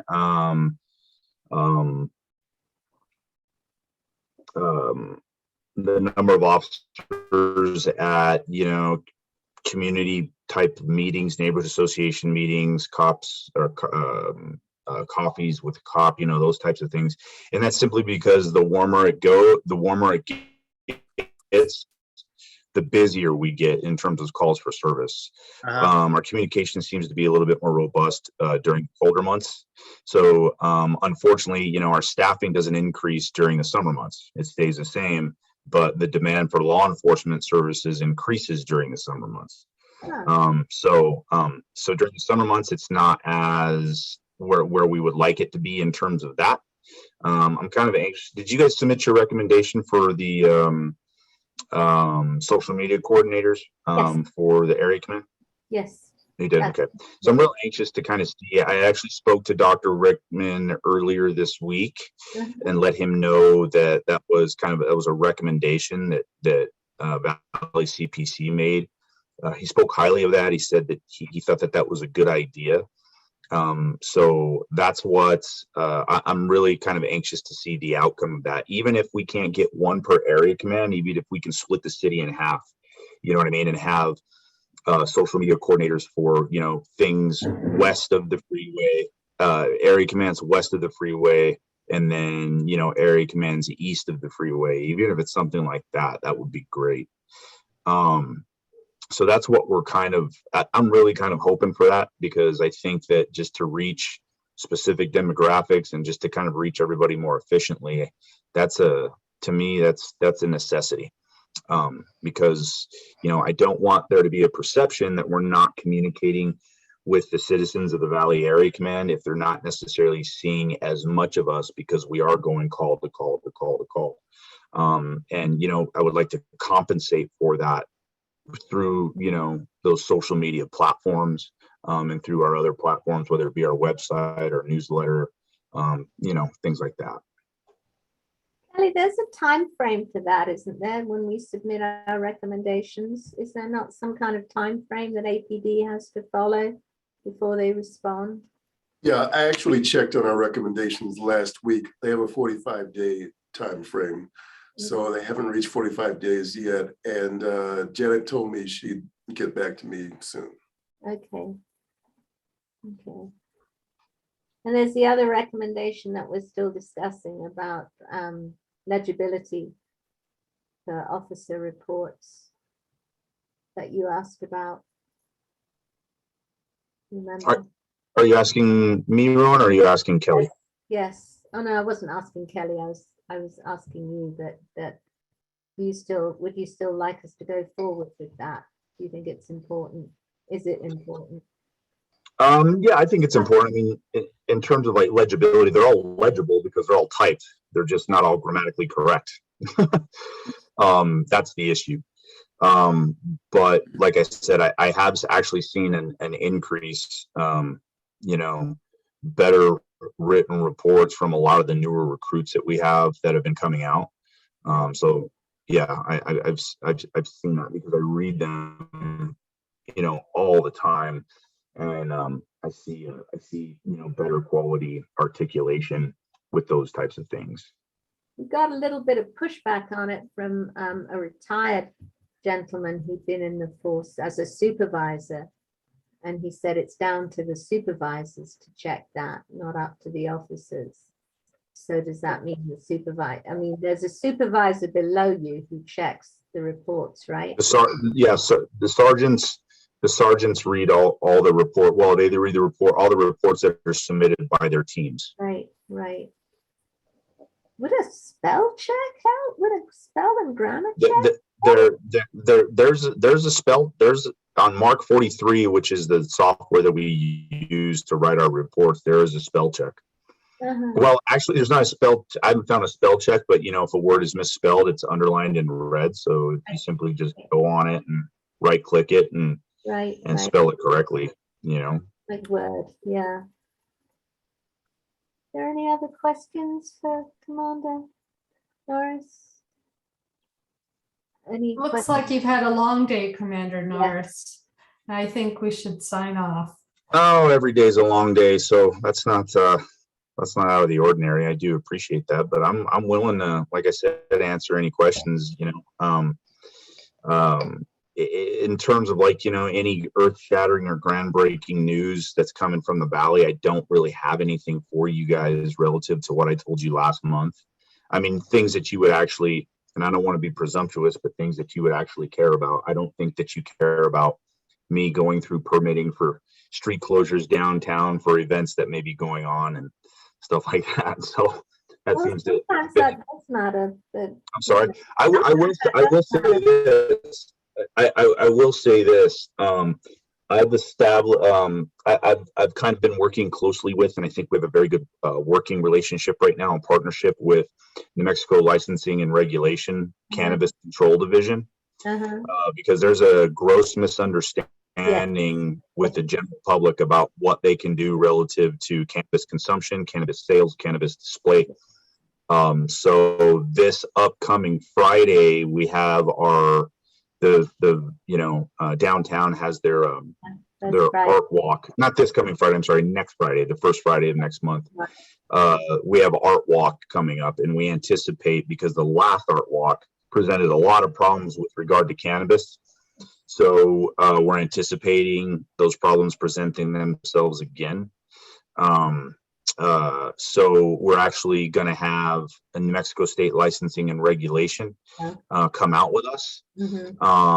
And this is going to be our opportunity to educate individuals who are doing stuff they're not supposed to be doing with cannabis, to educate them this first time and say, listen, this is what you can do and this is what you cannot do.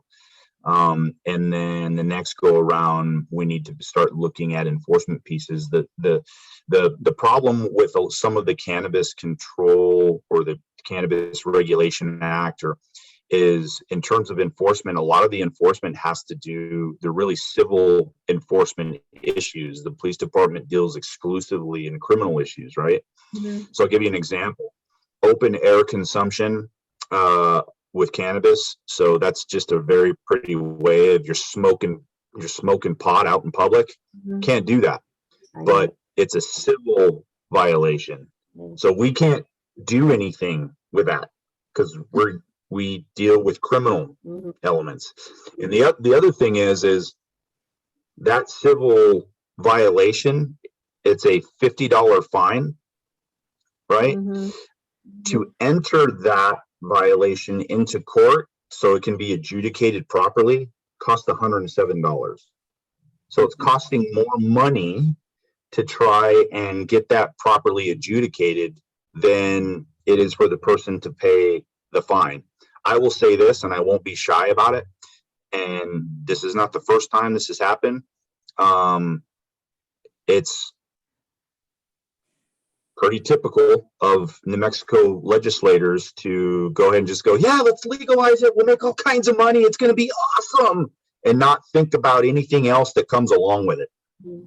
The enforcement piece and who the individuals are who actually have to deal with this on a daily basis. There's been very, very little input sought from law enforcement officers as to, hey, well, what about this problem? What have you thought about what happens when this presents itself?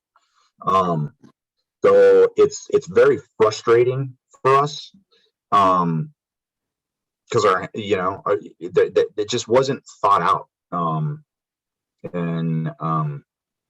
Those sweet people that had their stall selling, THC at the last art walk. I felt really bad for them because I walked past and then 2 seconds later a cop walked past and came up to them and said, you can't do that. Can't do that. So, we ran into those issues at the big, on April 20th in a particular spot called the Jam Spot.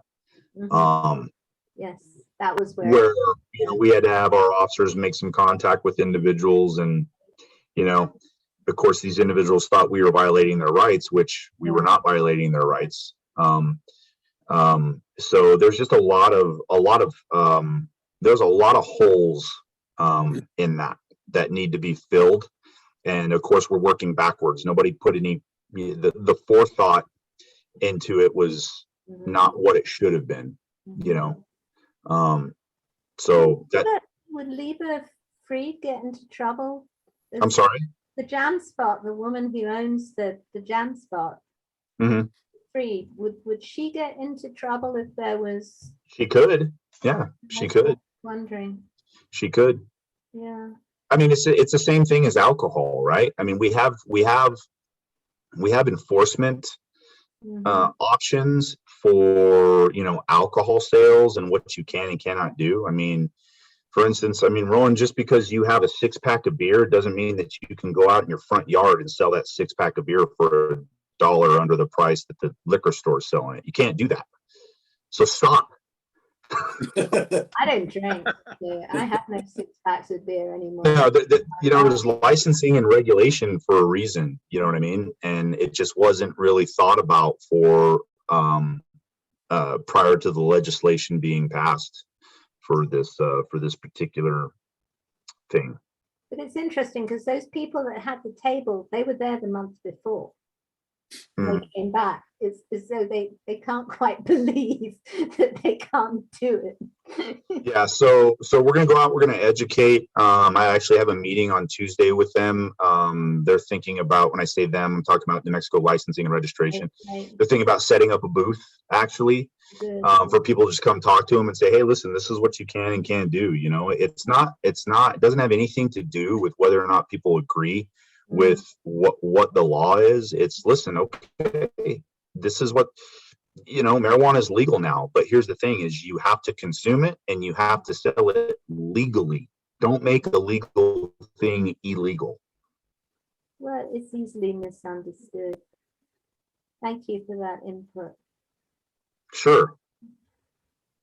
Go sit down, have a nice cup of coffee, relax. I gotta go to bed, man. Coffee will keep me up all night. I gotta get up in the morning. Do that to me. Anyway. Maybe I'll tap into the cannabis control thing. Help me sleep. We won't That's tell. a joke. That's a joke. Just because it's legal doesn't mean that I can do that. Nobody's gonna call Chief Medina. I'm kidding. I promise. I'm kidding. I thought that was a good meeting. I'm sorry that we had so many registrants and so few attendants. Yeah. I mean, no more can we do. Really, it's great that we had that many people registering for it, 92 people, but to end up with so few attendants is just really sad. And I don't know, you know, you can lead 92 people to water, but you can't make them drink. So, Well, it was also one of the nicest days of the week. yeah, that's No true. wind. Yeah, So true. there's that too. NFL draft day. Oh, yeah, that's right. Oh. What day? The NFL draft just started. Oh, of course. 200,000 people in Las Vegas to watch it. Oh, It sounds like downtown bar closing on the weekends. next month is the updates on the monitors report and also Chief Medina giving his State of the Union, State of the Station, State of APD, filling people in thing. Does that sound about right, Kelly? Yeah. Yep, that's accurate. Okay. So let's hope that Chief Medina shows up and that the guys giving the input. Is there a way of following up, checking with, I guess I would check with Janet who they are, and Yes. I will check with Janet who they are. And Chief Medina doesn't show up, I will discipline him firmly and swiftly. Right. Yeah. Good luck. Good luck. Yeah. Okay. Good night, all. Good night. Good Night. night. Good night. Here.